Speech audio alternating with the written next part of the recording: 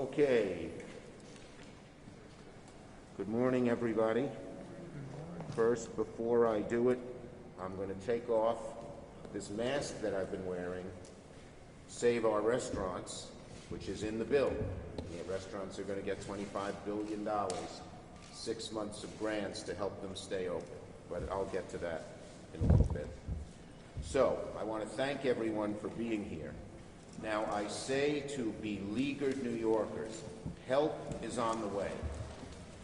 A robust basket that affects... Oh, Jesus.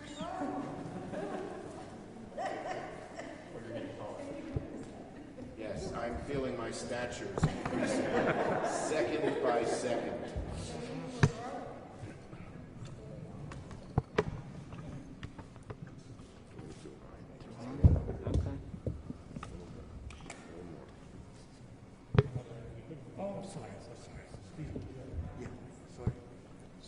Is this all right? Okay. All right. So let me start over. Okay, good morning. Thank you. So I say to beleaguered New Yorkers, help is on the way. A robust basket will help just about every New Yorker. A robust basket of aid. $100 billion is in this robust basket of aid. And it will help us beat the virus and beat the economic crisis. To New Yorkers awaiting a vaccine, gee whiz. I'll just hold it, it's too heavy. No, but it doesn't mess it up? No, but it messes it up for the pictures. It's falling down as it's going. Just leave it there. I'm just going to freelance it. This is Mike's only job. It's too heavy. Why? We don't have any more microphones than usual. There you go. Is it tight? Yeah. Okay. Thanks, Mike. Okay, we're starting over again. Sorry. Okay, so good morning, everyone. Thanks for coming. So I say to beleaguered New Yorkers, help is on the way. A robust basket of $100 billion is heading New York's way, and it will help just about every New Yorker. For those of you who have been awaiting vaccines, help is on the way. Just about every New Yorker, vast majority of New Yorkers, will receive a $1,400 check in the mail in the next few weeks. Help is on the way. To museums, to theaters, to restaurants, help is on the way. To our beleaguered subway system, help is on the way. To so many to people who can't feed their kids or worry about being evicted from their homes, help is on the way. To our small businesses, to our nonprofits, to our churches and synagogues and mosques, help is on the way.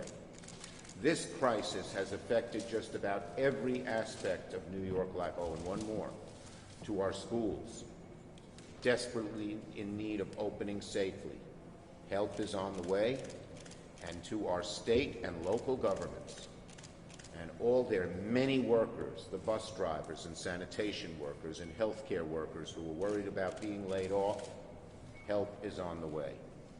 The robust package, the robust basket of aid that we have been able to put together and pass yesterday will affect just about every aspect of New York life where there has been trouble. I have listened to New Yorkers for months. They have told me of their problems, and I worked very hard as majority leader to make sure that we dealt with just about all of their problems, and we have. You've all read about the deficits that New York City and New York State is facing. There is ample aid, even more than the governor and mayor have asked for. And that will be really good news for our city and state workers who are so worried about layoffs. And there's so many other businesses, nonprofits, who rely on the state, and governments who rely on the state for aid. Our schools, they need to open. There's over $160 billion in this package nationally. New York gets, I have The numbers are on your press release. I don't have them here. Okay. We added over $160 billion in aid to the schools so they could open safely. And New York will get... Schools is probably on the next page. No. Is it? Well, this is, Over $12 billion will go to New York schools. So this is a package that meets the needs of the moment, the healthcare needs, so we can get New Yorkers vaccinated and our healthcare institutions can treat people who have help, for the PPE that is needed. It meets the moment to make sure that our restaurants have been struggling more than just about anybody else will now have aid, a 6-month grant. We have done the same thing for our stages, our independent movie theaters, independent arts venues. They will get increases in aid. So this bill is really good for New York. As Majority Leader, I did all I could to make sure that New York was helped in every different aspect. There's set-asides for small and minority-owned businesses who haven't gotten much of the aid that's already been sent to others. We make sure that happens as well. I can't think of a package, I can't think of legislation that has been more important to New York in decades. This may even be more important than the $20 billion we got after 9/11 to build New York up, and the $60 billion that we got for after Sandy hit us so hard. It is nationally, it's the most robust relief package to help working families and getting people out of poverty that we've seen probably since the New Deal. So this is a very strong package. Was it easy to pass? Absolutely not. When you only have 50 votes, you need every member to come to an agreement, and we have diverse members, from Bernie Sanders to Joe Manchin. But to the credit, every one of my members realized that failure was not an option, that the crisis is so great that we need the help, and that is why we were able to do this. So in short, this is over $100 billion, a robust basket of aid for just about every aspect of New York that has been hurting from COVID. And I believe it will speed up our recovery, it will reduce the number of illnesses and deaths, and it will get so many of our businesses, particularly our smaller businesses, back on track. Okay, leave anything out? no, what we're going to do is we're going to do questions on this topic first, and then we'll do the other.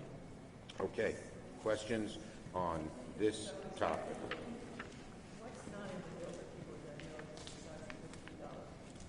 Well, I wanted minimum wage, the $15 minimum wage. Now, we have that here in New York, so I didn't bring that up here. But it's something we will fight for. There were 8 Democrats who did not vote for it. No Republican voted for it. We are going to continue our campaign to get the minimum wage up to $15 nationally. New York already has it. Senator, the president campaigned on bipartisanship. I know you like to reach across the aisle when possible. What precedent does this set in terms of... Well, look, we reached out to our Republicans, and some of the legislation here is Republican. It has Republican sponsors. The restaurants bill, the first bill, as a majority leader, you know, I have the power to determine what's put on the floor. So that gives me a lot of power. I say, if it doesn't have this, or if it does have this, I'm not going to put it on the floor. Now you have to negotiate, obviously. The first bill I put on the floor, the First Amendment, was a bipartisan bill by Senator Sinema of Arizona. She's a Democrat. Senator Wicker of Mississippi, he's a Republican, to give $25 billion to our restaurants. So we're trying to get bipartisanship in the bill, but I will tell you this. This bill is bipartisan in that a majority of Republican citizens support it. A majority of Democratic citizens, Republican citizens, and independent citizens support this bill and the pieces of it. The Republican senators all voted no. I think they don't understand the needs of the country. And hopefully, now that they've seen we can do it without them, they'll join us and do it with us. And Newsday asked if you would just say the numbers for Nassau and Suffolk. Yeah. Okay. Money goes, the state and local money, as you know, is very, very important. And this meets the needs of this more than either the mayor or governor of New York said they needed. The bare minimum that they needed. But I made sure that money went directly to localities. All too often when you give money to the state, our localities don't see it. So New York City will get over $5 billion directly to its coffers, and the mayor is very happy with that. In addition, our counties will each get money, as will our cities, our towns, our villages. And for Nassau County, it's $397 million. For Suffolk County, it's $286 million. We can get, and as I said, for New York City, it's about $5 billion.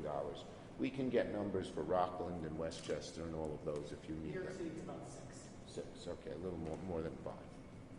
Senator, if I could ask a transit question. Well, any other questions from anyone else on this subject? This is an amazing day for New York. As you know, I'm a New Yorker in my bones. I am always going to fight for New York. And I have. Every time we've had a crisis, we've been able to get what New York needs, and I'm glad we were able to do that in this proposal as well. Given the money the MTA is about to get, and they're still contemplating service cuts, do you think that's a move they I believe that if they get we've gotten them $8 billion already, $4 billion in March and $4 billion in December. I pushed very hard for that. We're getting them another close to more than $6 billion now, and I believe they will not have to do service cuts as a result of that. Senator, the other big story in New York, Governor Cuomo, fighting for the political life, beleaguered, he's known him a long time. Yep. What's going through your mind? Well, let me just say this. Look, and I've said this. The allegations of each of the women has to be taken seriously. They're deeply troubling. Women have to be listened to. I've long believed, said this for a very long time, that sexual harassment is never acceptable, can never be tolerated. Now, the investigation of these women's allegations, as I said, they're serious. They're being investigated in the very capable hands of the New York State Attorney General. I called for that type of independent investigation, and she is doing it. And I have a lot of faith in her. I believe that she will turn over every stone, and I believe that she will make sure there is no outside interference, political or otherwise. So the governor's faced increasing calls. I can't hear what you're saying, ma'am. He's faced a lot of calls for his resignation. I can't, Can I do one now? Sure. Oh, good, yes. He's facing a lot of calls for his resignation. Do you think he should step down or not? Look, I have full faith in the Attorney General's investigation. Do you trust numbers that he's putting out in regards to the pandemic? Is he trustworthy for you right now? Look, the numbers we have got in New York in this budget is the numbers we believe they need based on looking at the state budget and everything else. I'm talking pandemic-related numbers in terms of new cases. Well, there have been all kinds of allegations about that, and I trust that the state legislature, it's a state issue, will do a thorough investigation of it.